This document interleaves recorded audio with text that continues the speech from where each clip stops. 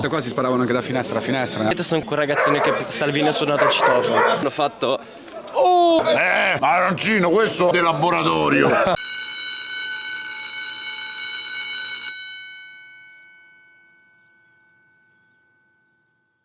Oggi siamo a Bologna, in particolare al quartiere del Pilastro, un quartiere molto noto, sia magari perché c'ha una fama che lo precede, ma anche perché qui la Uno Bianca nel 91 ha ucciso 3 carabinieri giovanissimi e qui c'è il monumento. E da qui noi oggi partiremo per fare un giro di questo quartiere, illustrarvelo, farvi raccontare anche la storia da tanti ragazzi che stanno qui con noi, che ringraziamo perché sono venuti qua. Ringraziamo il nostro sponsor K24 Alarm, che ci ha permesso anche di venire a Bologna. Da qui partiamo, vi raccontiamo il Pilastro. Se volete anche altri video su Bologna, altri quartieri di Bologna, scrivetecelo nei commenti.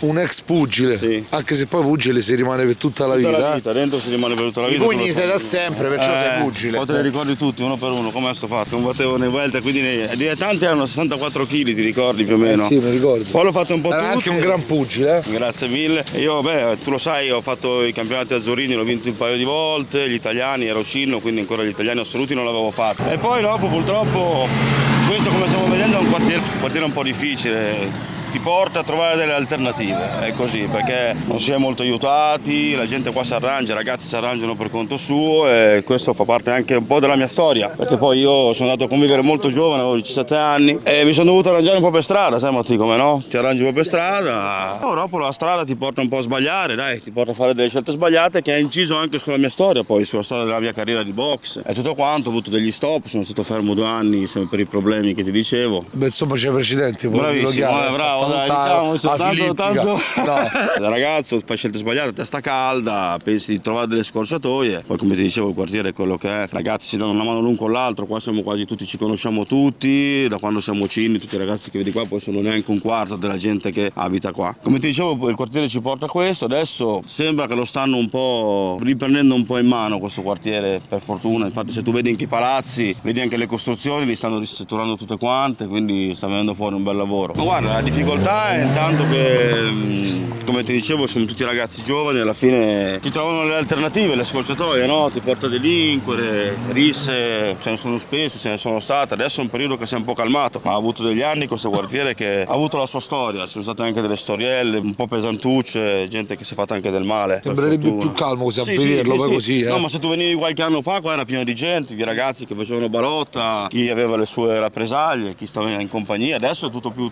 soft, più tranquillo perché sembra che lo stiano riprendendo un po' in mano, come ti dicevo, vedi. Ci sono tantissime telecamere, ho notato, ogni palo ci sono delle telecamere motorizzate che riprendono tutta la zona. Proprio per quello. Ci hanno messo un po' le mani, diciamo, hanno tagliato un po' le gambe a chi aveva esagerato un po' con le scorciatoie che ti dicevo prima, hanno installato un po' tutte le telecamere, tengono il quartiere un po' sotto controllo, adesso stanno costruendo anche una caserma nuova di là, la gente se ne sta in casa, si fa vedere poco, molti saranno a lavorare, hanno trovato le alternative, io stesso adesso lavoro per fortuna, ho una mia impresa, una mia attività. Una grande salvezza per questo quartiere è la palestra che abbiamo, tutti quanti i ragazzi che l'hanno frequentato gli hanno cambiato la prospettiva. Per me purtroppo è stato differente perché ho preso un'altra strada dopo, ma molti ragazzi invece è il contrario, la palestra l'ha salvata, ha provato a crearsi una carriera, tu sai meglio di me come la box, alla fine ti dà soddisfazione, trovi un obiettivo, trovi uno scopo. Poi ti dà anche educazione, che è quella disciplina. Come no, te anche un ragazzo che non sa cosa fare, Paolo è un gran maestro, è un gran istruttore che i ragazzi li prende, li accoglie come figlio, come Olmo, li tira un po' via da questa realtà che adesso non si vede proprio magari, però chi vive qua lo sa com'è. Io non ho mai visto un quartiere periferico con tutte queste telecamere nell'arco di pochi metri, ce ne sono. Però sono nuove, è vero. 2 lì, una qui, una dall'altra parte, nell'arco dei 20 metri. Io un anno fa non avevo visto una cosa del genere. Cioè, regà, neanche in centro a Roma c'è sta una copertura del genere. Una storia qua l'altro anno che hanno fatto una retata per dei ragazzi, ha tagliato le gambe un po' di persone, quindi dopo sono decisi di mettere queste telecamere qua per la sicurezza e monitorare un po' tutto il quartiere. Ma funzionano, nel senso, se io adesso do uno schiaffo a uno, viene uno. Ci devi provare, non ci abbiamo mai provato nessuno. Jacqueline, carabinieri. Facendo sport da contatto quando sono bambino si vede che c'ho ormai sta cosa del contatto. Senti, come ti chiami te? Momo. Mi Grande chiamano Momo. 2x2 mi chiamano. Quanti anni c'hai, mo? Tanti, 36. Davvero, sembri più pischello. Jacqueline, bella. Bella Jacqueline. Vai a vedere i suoi carabinieri, vai. Vai.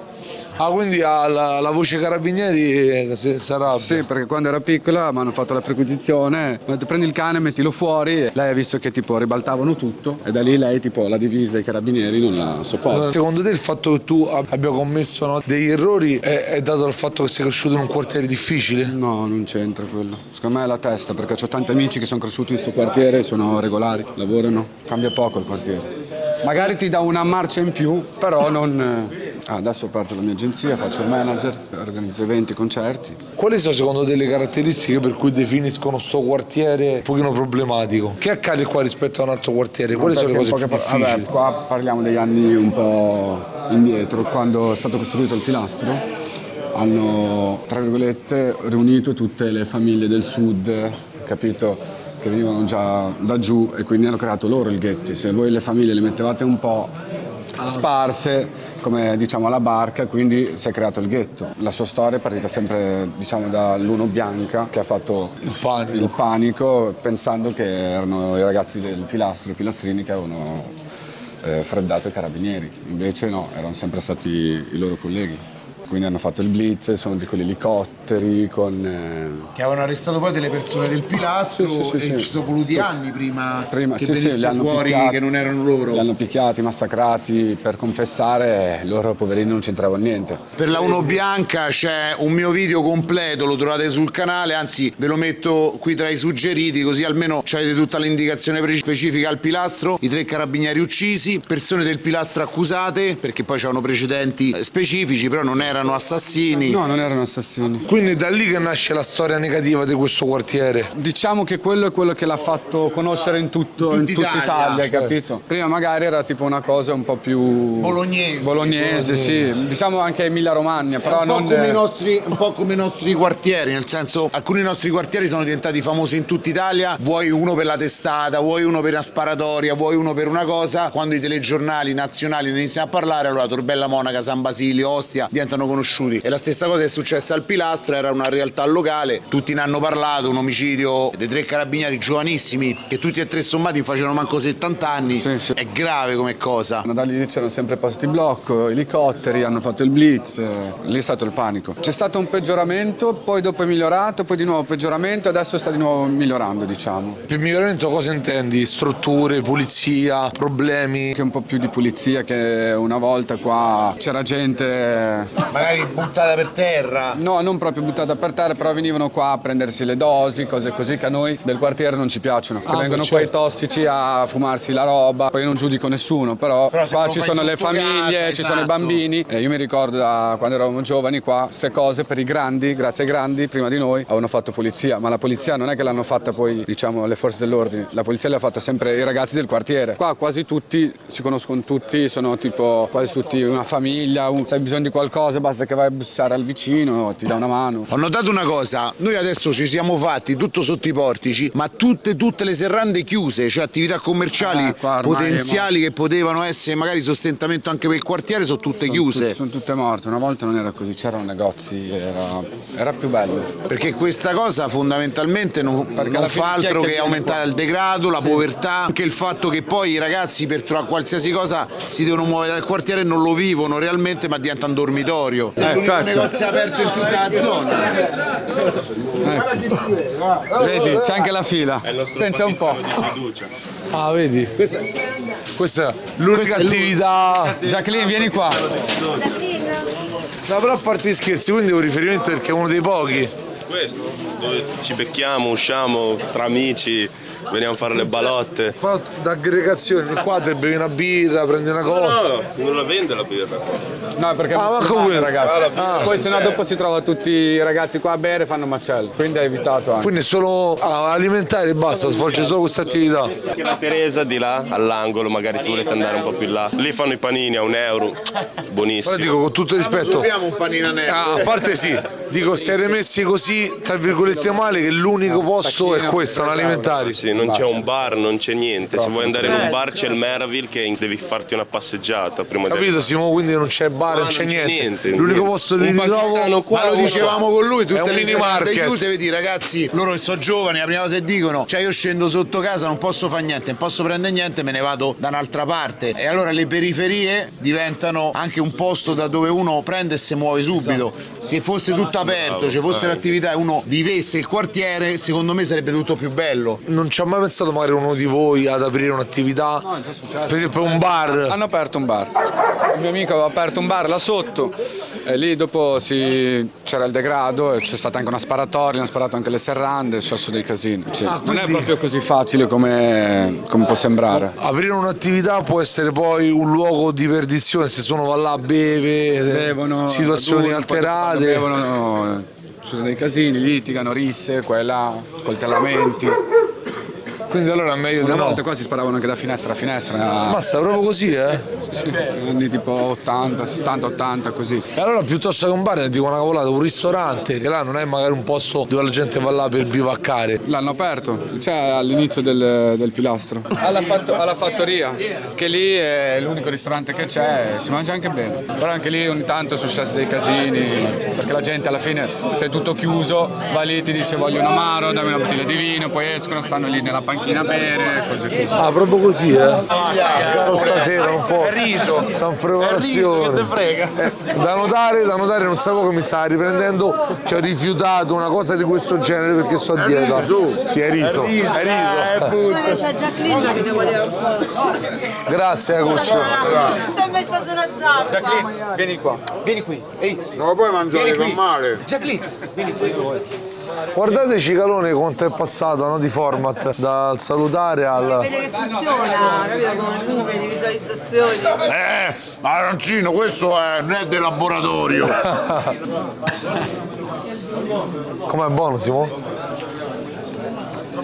Tanto c'ho stasera lo sgarro, stasera. E te volevamo citofonare, capito? Ma te chi è che t'ha citofonato di famoso negli ultimi anni? Tra virgolette sono quel ragazzino che Salvini ha suonato al citofono. Lui ti è venuto a citofonare perché? Che cosa voleva dimostrare? Boh, sincero non so cosa voleva dimostrare. Sicuramente secondo me ha fatto una gran figura di merda. Ti hai visto cosa è successo? Quell'anno là lui ha perso anche le elezioni, su di giù. È una cosa che non so, non doveva fare, non lo so. Quanti anni c'avevi tu quando è successa sta cosa? Avevo 18 anni, ora 20. E lui è venuto qua e ha citofonato chiedendo ma sei tu quello che spaccia? Sì, bravo, sì, ma tu spacci. Il migliore per l'intervista era quello di Salvini. Lui è quello di Salvini. E tu perché c'hai i precedenti per spaccio? No, io lì ancora non avevo nessun precedente per spaccio io. Cioè eri incensurato? Ero incensurato, però ora non più. Ora ritorno da 3 mesi fa, ero in arresto domiciliare, sono appena uscito da poco. Quindi che stiamo a dare ragione quindi? A Salvini? Il giorno, non ero in casa quel giorno. Chi ha risposto? Ha risposto mio padre, non ero io in casa, quel giorno non c'ero in casa, non l'ho proprio visto, ma che magari. Viene Salvini da un punto in bianco a suonarti in casa, ma che ne sai te, fra? Cioè, capito come? Mio padre non ci credeva neanche. Una vecchietta che abita lì di fianco a casa mia. Un'anziana che non so perché li stiamo ragazzini del quartiere, non lo so perché.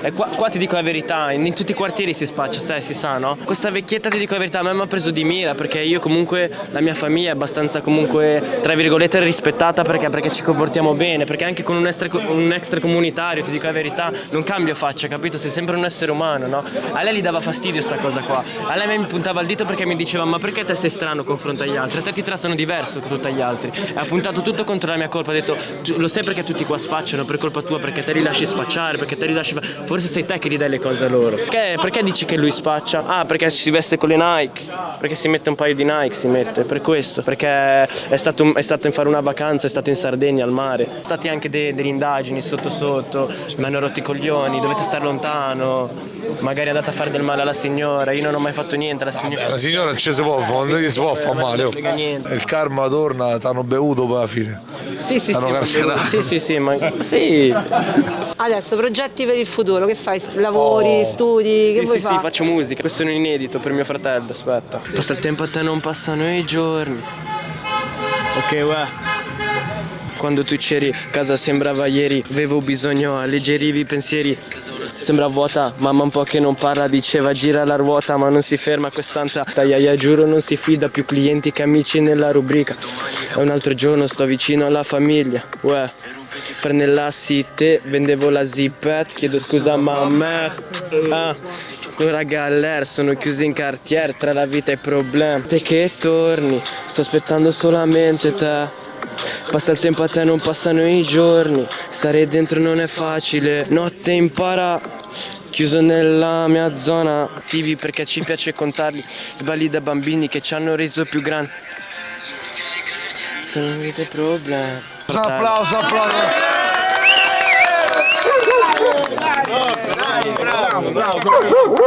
Per la musica. Questo lo dedica a mio fratello chiuso dentro al carcere. Come si chiama? Momo. Poi mio fratello faceva 3 volte campione italiano, mio fratello. Di che? Qua di box, 2 volte campione italiano, lui sta, non so, una volta, 3 volte. No, ma di più. Ma degli assoluti o junior? Assoluti. Se la cavava, poi sai com'è stare in strada un po'. O hai la testa o non l'hai, cioè sai com'è. Ma si è piccato campione italiano, poi si è perso così. Si è perso. Da quant'è che si è perso? Si è perso.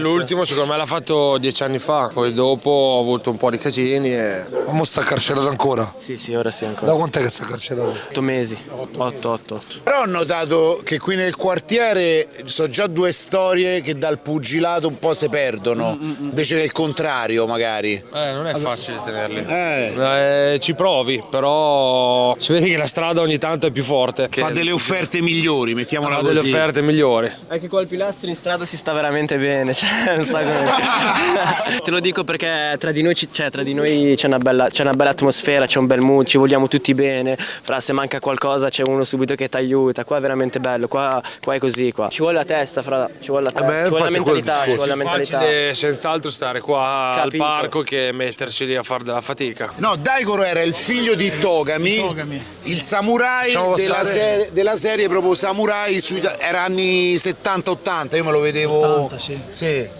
80. Ma perché gli assomigli un po'? No, me l'ha preso mia mamma quando veniva a casa la sera dal lavoro. Ma dai. Mio papà. Infatti quando hai detto Daigoro mi sono subito ricordato che io da ragazzino me lo vedevo sempre. Tu come ti chiami? Fed. Montana ha detto. Daigoro e Fed. Posso dire subito una particolarità vostra? Che è anche un primato in penso 40 video che abbiamo fatto di tutti i quartieri d'Italia. È la prima volta che parliamo dell'esperienza di 2 persone che sono state in cella insieme. Per quanto tempo siete stati in cella insieme? Ma quasi 2 anni, portazione. Chi è che cucinava? Io. Lui. No, è bravo a cucinare. E senti, ma voi... Ha fatto ingrassare dentro. T'ha fatto Chi che lavava? Io. Chi che puliva? Io. Chi lavava i vestiti? Io. E come t'ha messo a sistema? Lui fumava e basta. Conoscevano quando erano piccolini. Sì. Ma avete pure delitto insieme oppure vi siete per coincidenza? No. Lui spacciava, io rubavo. Ah, ok, quindi uno ex spacciatore e un ex ladro. E quindi vi siete trovati per caso in cella insieme o vi siete fatti mettere? Lui era praticamente in isolamento che non poteva salire e io ho dovuto fare un gran casino per farlo salire, ho fatto montare la terza branda per prenderlo in cella con me. È vero. I zombie, tutti fatti di psicofarmaci. Distrutto, Tutto distrutto, cioè era una rivolta più che altro, tra virgolette era per i diritti, però alla fine si è risultata che era... per i farmaci. Cioè, esatto, per infattanzarsi. Siete usciti dalle celle e... Ho denunciato gente gratis perché non sapevano cosa fare, hanno denunciato gente gratis, non sapevano a chi dar la colpa. No, sicuramente. Siete usciti dalle celle in maniera autonoma, avete vissuto il carcere per 2 giorni a decisione vostra? Certo, da soli. E come di autogestione. E praticamente... Salvare la gente, insuline, la gente che stava morendo con i massaggi cardiaci stava morendo, lui ha salvato uno morta che di si era overdose di impiccato. psicofarmaci. In quei 2 giorni è morta tutta questa gente. Gente che si era tagliata la gola, gente che si era morta tanta, impasticcata. non ne hanno mai parlato, però ne è morta Morti di nascosto anche. Hanno distrutto tutto, un macello, si sono impossessati, era la loro. Guardi Era la nostra in pratica. che tipo invogliavano la gente, cioè istigavano la gente dopo un po'. Di fumo, uso personale, pensa a te. perché lui fumava, allora capito doveva fumare. Ma mi state mandando bevuti, mi state mandando bevuti a vicenda, Mi sta dando 30 anni a gratis, però sì, va Ha bene. fatto un processo anche, già, pagato quello, uso personale. Non si augura a nessuno, però sono esperienze non è che tanto- ti aiutano, tra virgolette. Sono periodi che ti cambiano anche. Ti cambiano. in senso positivo? Sì, positivo.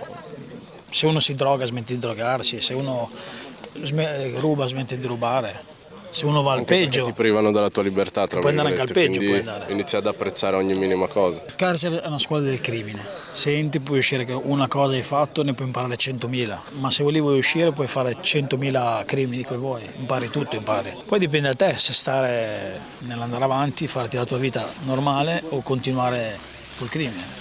Sono esperienze che, tra virgolette, ti aiutano nella vita perché inizi ad apprezzare la libertà, inizi ad apprezzare anche l'uscire di casa, respirare, vedere del verde. Lì sei privato da delle mura, cioè il tuo occhio, tra virgolette, non è che guarda oltre. Lo sport nazionale del pilastro è fare le pinne con lo scooter, non con la moto. Da lì sei entrato. Ma sei andato? Sì, è scappato. No, è scappato. Ho sbattuto qua. Buonasera, buonasera! Siamo a Pilastro! Ciao! Ciao compare! C'ho 30 cose in mano. Dio buono, siamo a Pilastro! Ha fatto l'incidente, gli ha sfondato la macchina e è scappato via. Guarda figo, adesso. Scappato via. C'è sfondata la macchina. Mazza che pezza, oh! Guarda per urti del camion. Sì, ma parla urti insieme, guarda per urti del camion. È la miseria, oh ma che... Ma Ho sentito il busto, ho sentito la C'è un botto. Però scusate una cosa, ma non si è fatto niente quello che... Per miracolo. Guarda che sta sotto. Eh no, per favore, guarda che piega così un paraurti e una gomma di una macchina. I tipi. Ma non avete sentito lo sgatto? Ma ho sentito, ma eravamo... macchina bomba! Ma eravamo lontani noi, capito? La macchina è andata, si è distrutta. Ah, è vero, sta nelle telecamere, ma usciamo tutte le telecamere che ci stanno. Adesso questo cristiano qua, poveretto, cosa fa? Mazza, quelli sono danni grossi, oh. Da buttare. Cioè, mentre noi facevamo veramente un video abbiamo sentito un botto, poi chi è nato di corsa, chi magari è nato dopo. Il telaio del camion. Pensa che botto. Ma no, ma come ha fatto ad andare alla moto? no, ma io infatti la preoccupazione è pure la persona che stava sopra, perché No, questo è andato via. perché è de gomma, oh. L'uomo de gomma No, praticamente. che fortuna, oh. Meno male per lui. Ti dico la verità, vorrei vedere come è messo il T-Max però per arrivare lì. Come è messo anche lui. No, ma il T-Max è andato via a busso, poi era a posto. Guarda, non si parla d'altro adesso, Cioè al pilastro, infatti si affacciata pure la gente. Una foto, vai. Anche con te perché siete due miti per me Aspetta, veramente. grande. Siete dei grandi. Ma che grazie mille. Ciao. Guarda, ma in realtà non è così tanto schifoso alla fine, assolutamente no. Tu te stai a coprire perché dici fammi di una cosa. Perché sono però... brutta. No, senza problemi, senza problemi, no, tranquillo come quartiere. Senti, ma con questi pantaloncini. Io sto andando all'allenamento. Guarda che sono Muay Thai style, Oh, C'è la K1, ho fatto. Oh, questo mi sembrava un Brazilian. E Mattia ha preso la sua imbruttita giornaliera. Cioè una roba molto Esatto. più, ti alzo la gamba, ti faccio credere che c'è il low kick e poi Sì. vado su. Esatto, giusto. Fa meno male, È una però buona è più tecnica. veloce. Ma a me mo devi fare, poi non è che Matti, sei se tu ti che- sbagli finisce in tragedia, capito? Vai col sinistro. L'ispettore Mattia indagherà sul caso T-Max contro... Casini sì ce ne sono, ma alla fine neanche chissà quanti. Tante persone che non sono di questo quartiere, quando sanno che voi abitate qui, come vi guardano? Io sono cresciuto qua ma non abito più qua. Molta gente dice quella è del pilastro, allora capito, brutta gente, così molti c'hanno pregiudizi, però in realtà Un sacco di gente pensa che questo sia un quartiere di me, però secondo me è a posto. Un pezzo che viene di un altro quartiere nel qua e gli imbruttite, non è? No. No, secondo me no, sono tranquillissimi, anzi portano anche tanto rispetto. Hanno il pregiudizio delle volte, magari una volta mi scrivevo con una ragazza e io ho detto che ero di qua, allora lei ci aveva un po' paura a caso. Certo, capisco. Ammazza, addirittura tu te scrivi con una ragazza, la conosci e quella lì dice sei il pilastro, tutte queste belle cose che ci siamo detti non valgono più perché sei del pilastro. No, continuava a scriverci però... Con più paura. Esatto, lei c'aveva più sta cosa qui, sto pregiudizio. Poi però, se sei una brava persona lo sai a prescindere qualsiasi zona sei, Le cattive persone non stanno solo qui ma anche nelle altre, insomma. Oh.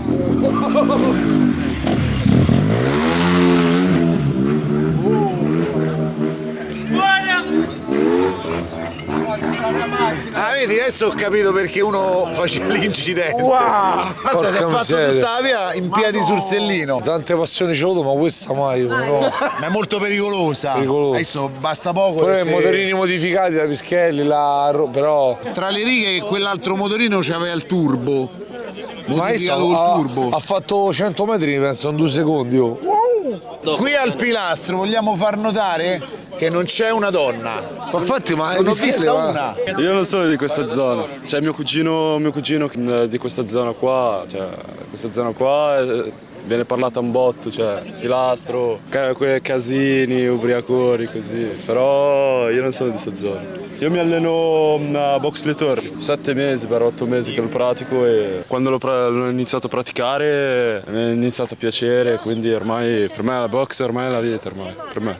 Sinceramente, continuerò così e vedremo come passerò. Di dove sei d'origine? Io, marocchino. Tra di noi nessuna rivalità. Più che altro chi è nato qui no. Siamo Però ci cresciuti sono le insieme. comunità allora, capito? Tra di loro là in comunità sono appena arrivati, saranno tutti teste un po' calde. E litigano tra di loro, capito?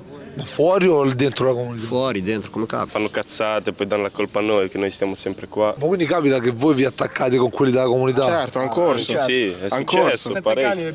Li abbiamo un po' rincorsi, li abbiamo anche rincorsi un po'.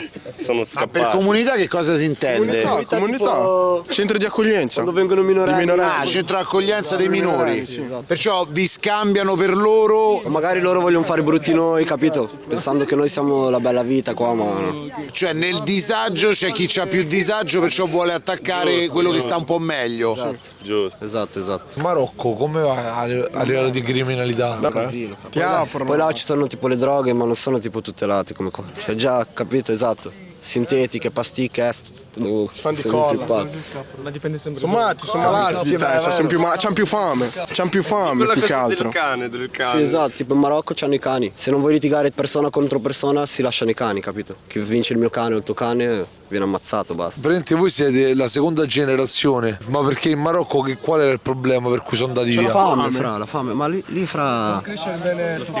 Lì ti pagano €1 al giorno, che sono 10 lire. Fra, compri uno yogurt, il pane, lo metti in un piatto. Sei a posto. E mangi il pane con lo yogurt, capito? Per riempirti la pancia. €5 tu qua non ci fai niente, là da loro ce ne fanno. In Italia bene o male se ti spacchi la schiena guadagni qualcosa. Lì fra, poi ti puoi rompere 2 giorni, 3, fra guadagni €5, €20. Essendo qua del pilastro e poi essendo comunque anche tra virgolette marocchini, tunisini eccetera, siete etichettati, vi fermano, vi creano problemi, specie se andate in centro. Polizia, se vede dove abiti. Ci becca uno del pilastro in centro, è il primo a essere fermato, è il primo. Cioè se voi andate in centro, In mezzo a tutti i quartieri di tutta Bologna, ti giuro che fermano solo uno del pilastro. alla fine dopo tutto il giro, come succede poi nelle periferie, hanno trovato il colpevole, che ovviamente però non è arrivato, non si è presentato, però si è detto disponibile a ripagare ovviamente il danno, perché 2 danni abbastanza grossi, un incidente secondo me pure importante. Ho visto macchine passare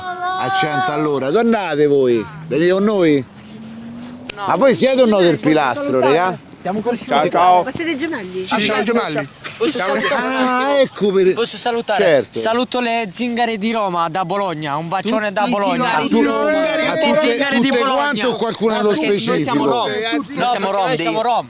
Salutiamo le zingare di Roma, capito? Ma siete tutti rom qua? Le pischelle di Roma che vengono qua un po' a Bologna, che ci fanno vedere un po' le pischelle. E volete conoscere quelle di Roma allora? Sì, vogliamo conoscere. Ma per uscirci? Per uscirci, per rimorchiare un po' quelle pischelle di Roma, capito? Anche cose serie, Cose usarsi. serie. Con tutto, capito? Ecco, lui è il numero 1 di Bologna. Lui è il boss di Bologna. Boss di Bologna. Il boss. Il boss di Bologna. Boss di Bologna ci hanno presentato. Il boss di Bologna, il boss a parte palle qua. Ah. Ascolta, ma ti seguo sempre io. Ah, mi fa piacere. Questo dove vai? Su YouTube. Non è che vai in questo. Pure tu sei rom? Sì, cinto. Siete tutti parenti? Sì. Oh, guarda chi c'è qua! Uomo del Se venite in palestra c'è pure Faraone. Sì, adesso andiamo in palestra. Oh, aspettiamo te qua! Pilastri! Io sinceramente sull'RS3 in 6, 7 è qua macchina lì col motore molto potente. Senti. Quanto fa qua la macchina? Fai 300 all'ora. 300? Immagino. Sì, eccola. Hanno fatto il giro in 3 secondi. Le Torri, che è questa realtà che esiste dal 99. Prima mio padre, che era un ex pugile, da quel momento è iniziata a sfornare un po' di campioncini, un po' di pugili, a cercare di tirare dentro un po' di ragazzini della strada, dargli un obiettivo diverso che dalla strada, diciamo. Salvarli dalla strada. Quanti siete riusciti a salvarne? Te ne ricordi un po'? Ti magari? Danny. Mentre gli amici suoi andavano a fare i danni, lui veniva in palestra. Sono sempre allenato qua. Sono entrato che ne avevo 16, poi quando tutti i miei amici hanno iniziato a fare, io però non bevevo, non mi drogavo né niente, mi sono buttato sulla palestra. E quanti match hai fatto? 40? Una quarantina, sì. Sono invecchiato, sono tutto rotto, però vado avanti ancora. Quelli sono dolori del passato, lo fanno bene. Io ho combattuto sempre da spaccato, mio tutto padre rotto. Qua è come casa, devo passarci per forza. Pugile professionista. Quanti match c'hai? 4. Già 4, quanti anni c'hai, scusa? 20. T'ha salvato dal punto di vista anche dell'ambiente, della zona? Sì, io ho avuto una vita un po' così, un po' particolare. Ci stiamo allontanando apposta, volevo farlo sapere. Sì, ma avete visto che ero in difficoltà. Ero in difficoltà, quindi ci stiamo... Sì, davanti a tutti io non mi garbava. Non saprei neanche da dove partire, che è tutto un ingroviglio, tutta una difficoltà anche a esprimermi su sta cosa che non so neanche da dove cominciare. Posso cominciare dicendovi che sì, io sono nato qua, non avevo niente, cioè proprio zero, non avevo niente. Io ho iniziato a vedere anche il mare quando avevo più di 10 anni. Sono sempre stato qua, estate, caldo, inverno, sempre qua, ero qua con mia madre. Poi sì, c'era mio padre, però poi dopo per svariate ragioni loro sono separati, quindi io sono andato a vivere solo con mamma, solo che mamma aveva un po' di problemi con la droga, allora gli assistenti sociali mi hanno affidato alla mia nonna, solo che non andava bene lì la questione, quindi successi dei casini, io sono scappato, sono andato dal mio allenatore, sono andato a vivere con lui e mi ha fatto capire una nuova realtà, tutto. E in tutto questo mio padre non c'era. Cioè tu hai vissuto col tuo maestro praticamente? 4 anni ho vissuto con lui. Legalmente, cioè sei stato affidato praticamente? Sì, sono stato affidato, è stato difficile perché volevano mandarmi in comunità, ma io in comunità quando sono andato a vivere lui avevo 14 anni, ma la difficoltà più che quella è stata poi la morte di mia madre, cioè perché io avevo poi 15 anni e ho perso mia madre per questioni legate sempre a sto schifo di droga e quindi è stata dura stringere i denti e continuare a vedere, a darmi questo obiettivo. Cioè io venivo tutti i giorni perché per fortuna c'era il mio allenatore che mi stimolava, ma era tutto più sfocato dopo, con costanza, determinazione, poi l'amore della palestra perché tutti mi vogliono bene, tutti mi conoscono, quindi mi hanno dato supporto e grazie a loro sono riuscito ad uscirne e vivermela serenamente. Adesso io sono contento, ho fatto la mia esperienza dilettante, ho vinto 4 volte i campionati regionali, non ho mai vinto i campionati italiani, ma sono contento lo stesso, bisogna anche sapersi accontentare. Sono pugile professionista da un anno e la mia carriera sta andando bene, contento. Tu adesso lavori o fai solo il professionista? Sì, io lavoro, faccio il bianchino, il muratore e vivo a casa con la mia ragazza e mio fratello, c'ho una casa mia, tutto da solo. No? Pensa quanti sacrifici fa il pugile professionista, lavorare, mantenere una casa, avere anche comunque una famiglia ormai, no? Sei ricreato una famiglia, la ragazza, in più il fatto che l'ha aiutato non solo dal punto di vista sportivo la palestra, ma anche dal punto di vista di vita. Ho vissuto con lui e non è stato facile perché comunque ero tipo un ragazzetto di strada, adesso io qua non ci giro più, vengo soltanto qua in palestra, io qua non ci giro, io abito a Castenaso, un paesino un po' più in qua, 10 minuti e non è stato facile per il mio allenatore perché comunque era una testa di rompevo molti maroni, andavo a scuola, non stavo mai concentrato, mi sospendevano, ero un po' perso. Hai commesso reati anche tu? No, io reati non li ho commessi, no. Scusa se ti faccio la domanda, tu hai parlato purtroppo di mamma che non c'è più e del fatto che tuo padre non c'era, ma tuo padre perché non c'era? Perché era in carcere, sì, mio padre trafficava quella robaccia lì e poi in più ha avuto da dire, ha sparato a un ragazzo ed è per questo che è lì dentro ancora. da più di 10 anni che era in carcere, adesso è domiciliare, ma io non lo sentivo, sarà da 2 mesetti, 3 che ho ripreso il rapporto con mio padre, non lo sentivo da anni, cioè ero da solo per dire, cioè la mia vera famiglia non c'era più, cioè non c'era, ero io, il mio allenatore, Olmo e tutti gli amici della palestra. Senti, ma tutte queste cose che ti sono capitate nella vita, no? Che oggettivamente a 20 anni è una storia un sacco particolare e difficile, hai vissuto un lutto della mamma, il fatto del carcere di tuo padre, tutto questo scenario emotivo come si ripercuote nello sport e nelle ambizioni che c'hai? Se si ripercuote, allora, senti una fame, di voglia di riscatto? Sì, no, quella c'è, più che altro io non so, sono fatto così, prima del match io mi agito un sacco, cioè inizio a tremare tutto, non voglio parlare con nessuno, mi chiudo in me stesso e a pensare al passato, a quello che vedevo, i giri che c'erano in casa con mia madre, le schifezze che vedevo, tutto mi fanno sentire un po' male, non ci penso troppo, penso solo a mia madre quando era felice, era contenta, nei momenti belli, penso solo ai momenti belli, non penso prima del match ai momenti brutti perché mi piegano, non ce la faccio. Cioè è stato scioccante, io pensavo fosse uno scherzo.